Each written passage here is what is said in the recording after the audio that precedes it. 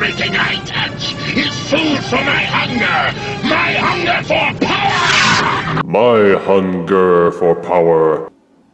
Of the primes. Hello, my baby! Hello, my honey! Hello, my ragtime gal! Suddenly you kissed my wife! Baby, my heart's on fire! More figures for power of the primes continue to burst forth. It's proving to be a popular line, with many of the figures being difficult to find in stores because they keep selling out. We have seen some cool deluxes, some neato prime masters, and some rather lackluster voyagers. The next wave has yet more Voyager figures, among them is Hun-Gurr. In the late 1980s, after the Transformers movie, they kept making figures, including some combiners. Among those late Generation 1 combiners was Abominus. Abominus was the combined Voltron mode for the Terrorcon team, of which Hun-Gurr was the core torso figure. A two-headed dragony thing that could eat stuff with one head and spit it out the other like a machine gun. At least in the cartoon. The real-life toy didn't even have opening mouths. But as with Combiner Wars, Power of the Prime gets a chance to fix the mistakes of the past with updated figures, and we'll see if this one has done so. The box shows off the figure in its plastic jail cell with character art on the front, and a peek at Abominus on the side.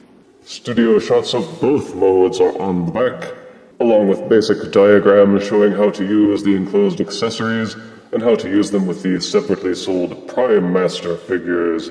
Though for some reason they cut off Hun-Gurr's head in this shot. Excellent use of Photoshop, fellas. Oh, look at me, I have no head. Maybe I'm a Titan Master. Anywho, let's unbox Hun-Gurr and review him properly. Out of box, Power of the Prime's Voyager Hun-Gurr comes with instruction booklet, collectible trading card saying what happens if he pairs up with Solus Prime. In this case, he creates a mythical platter that never runs empty. Funny. A Terrorcon purple Enigma of combination. 2 Prime armor accessories. And if you're looking for a weapon accessory, you can stop right now because he didn't get one. They seemed to think that the Prime armor accessories were weapon enough. No weapon? Pah! Good thing there are the Prime Master, Target Master weapons. And this is Hun-Gurr out of boxes, and his alt mode is a kind of two-headed dragon thingy. And let's get this out of the way first. This figure is a heavily remolded version of Combiner Wars' Silverbolt Aerialbot Voyager. Of this there is no doubt. The parts are all molded and sculpted differently, and there are a couple of little tweaks here and there, but it's still Silverbolt. That isn't necessarily a bad thing after all. Silverbolt was one of the best, and therefore most often remolded figures of the Combiner Wars line. But it would have been nice to have an entirely new figure. I'm just saying. That said, as remolds go, they did an excellent job of making the figure feel brand new. The colors are mostly dirty white with some gray parts, topped off with some garish purple. He has some foil stickers, but unlike other Voyagers of this line, these stickers here don't appear to wrinkle or bunch any place. There's plenty of sculpted detailing with lots of ridgy fins and such. It would have been nice if the tail was a little longer so it could trail behind Hun-Gurr. You can barely see it behind these chunky rear legs. And a third joint in the necks of each dragon head would have made it a lot more fluid and a little less like Silverbolt lying spread-eagled on his back. With Hun-Gurr, you can take the Prime armor accessories and mount them onto these pegs at the back of the rear legs. You may take the Enigma of Combination accessory and insert it into the Prime armor. As a beast former, Hun-Gurr has articulation. The rear legs are ratcheted and will spin 360 degrees. You may also splay them outwards on a ratchet joint. They will bend a little over 45 degrees at the knee joint. There is a mid-joint swivel so that you can pose the rear legs in ways that you think make them look more beastly. There is no mid-body rotation or joints. The forelegs will spin 360 degrees on this swivel, but there are no bendable elbows or paws. It's just one solid piece of plastic. Each one of the necks and heads of the dragon will rotate and splay outwards on a ratcheted joint. They will rotate at the base of the neck on this mushroom peg. There is also a double-jointed rotation at the middle of the neck. Unlike Generation 1 Hun-Gurr, you can open the mouths and pose them any way you like. You can also waggle the head back and forth for some pretty cool dragon-y poses, and rotate them up and down on a swivel joint. So you can fiddle with him and put him into any pose that you think shows off his dragoniness. Transforming Hun-Gurr into a robot isn't that tough, because as you can tell by looking at it from above, he is halfway there already. Simply straighten out the dragon necks, and they become the legs. Open up the dragon mouths, and they will become the robot's front and rear heel spurs. Make sure that the double joints behind the knees are pushed all the way forwards. Take the forelegs of the beast, rotate one of them inwards at a time, and then rotate it upwards, and tuck the paws inside this cavity on the robot back. At the base of the robot shins, flip up these little finny sections near the dragon neck until they become the knee pads. Splay out the rear legs of the beast a little bit, then rotate the shoulders until the Decepticon symbols are pointing forwards. Take the front claws of the beast and untab them from the robot fists, and rotate them until they are tilted backwards by the forearms. Push these fins that were jutting out at what was the top of the tail until they are pointing out the back of the tail. Tilt the tail forward, but not all the way. Wait a moment. Wait for it. Untab this section of the robot chest and tilt it forwards, revealing the robot head. Use this little thing to leverage the head upwards until it is pointing out. Then reclose this chest section. You will see a small tab here and a small groove here. Join those up and peg the chest back into place. You may then lower the tail and peg it into place into the robot pelvis. And this is Hun-Gurr as a robot. He's a bit tall and lanky, but the colors are preserved, and he looks decently proportioned with lots of detail, and his weird purple head. A curious thing is how the dragon heads turn into his feet.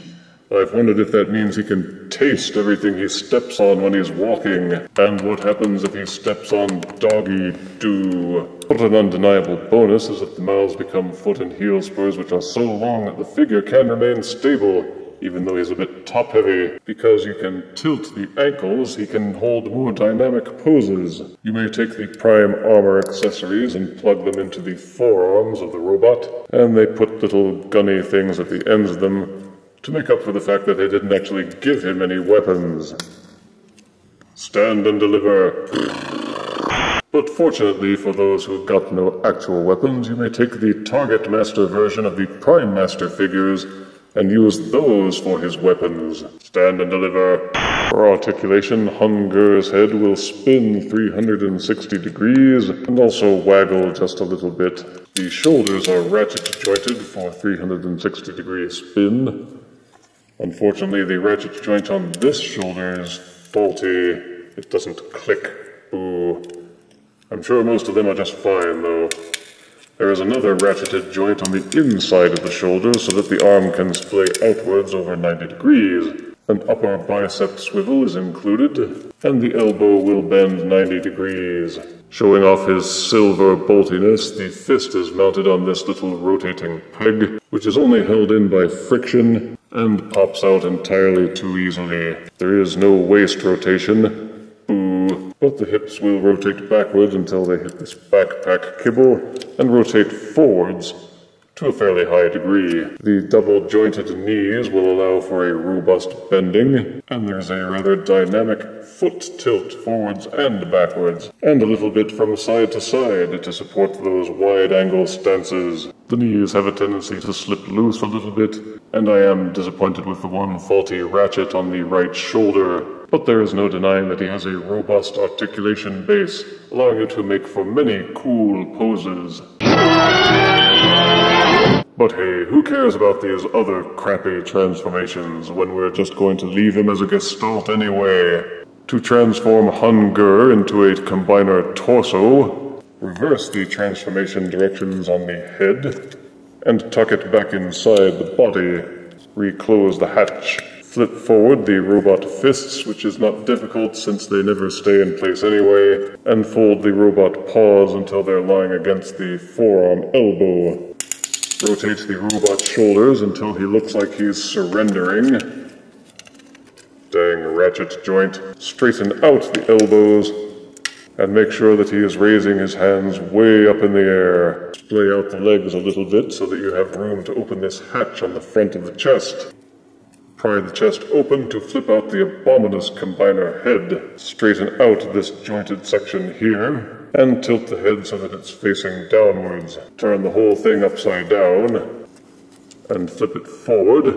Rotate out the beast forelegs, then take this purple block that was on the beast belly, and untab it. Take the dragon heads, close the mouths, and rotate the head so that it is folded inside the neck. Tilt and rotate the legs so that these foiled sections are facing forwards. Inside the neck you will see these two little slots.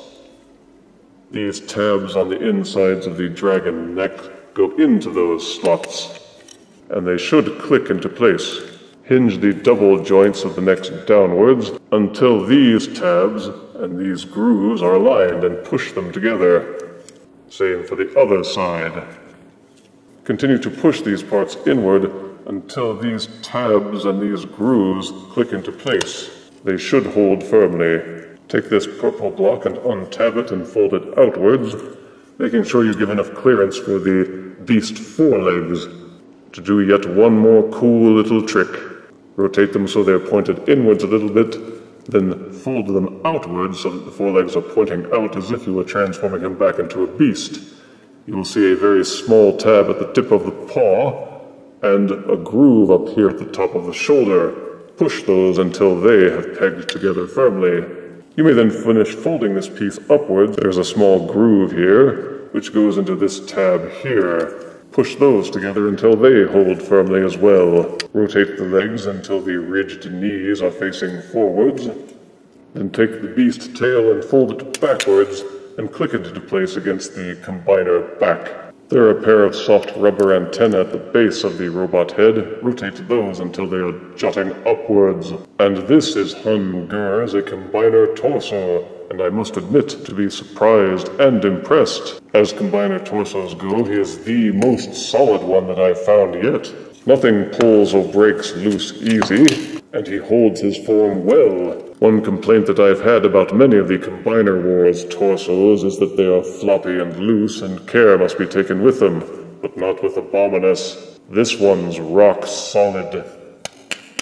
They did an excellent job of integrating the forelegs as part of the chest plate.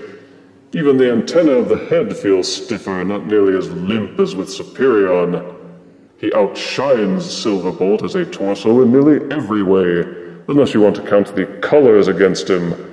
Some have said that these colors are fugly, but I think they're just fine. They're certainly no more garish than they were with the Generation 2 combiners from Combiner Wars. One could say that Hun-Gurr and the Terrorcons were progressive, because they were sporting gaudy 90s colors before the 90s even started. As a gestalt, Hun-Gurr's solidness continues with the deluxe limb attachments fitting in firmly. You don't need to brace the figure much when posing. It's good to finally get a combiner torso that won't fall apart when you try to rotate the arms. He is tall and imposing with the same proportions as any of the gestalts based on Silverbolt. I'm looking forward to the other Terrorcons padding him out so I don't have to kite figures from other sets. One neat little trick is this tiny hatch on the front of Abominus's chest, which will open up and allow you to insert the enigma of combination. You can do this with any of his modes, although it works best with Abominus. For size comparison, here is Power of the Prime's Voyager Hun-Gurr, next to Combiner Wars Voyager Scattershot in his two-headed dragon mode. Here is Power of the Prime's Voyager Hun-Gurr next to Funko Pop's Gargamel. And here he is next to Triptychon. I've been hoping for an Abominus Terrorcon remake for some time, and it is pleasing unto me to see it starting to happen, and Hun-Gurr is an excellent start. Positives include a decent dragon mode, a good robot mode with strong articulation, and a rock-solid torso mode. The head and mouth articulation is a plus, and the gestalt holds together and balances well when posing. Negatives are, despite the retooling, it's still a Silverbolt with differently molded parts. Some might say the colors are ugly and the dragon mode lacks some articulation that would have really set it off, and I will be forever tormented by the one weak leg ratchet that comes with my figure. But even so, Power of the Prime's Voyager Hun-Gurr earns 8 out of 10 deaths. So buy one today and satisfy your Hun-Gurr. If you refuse me, honey, you lose me, then you'll be left alone, oh baby, tell 'em all, and tell me I'm your own.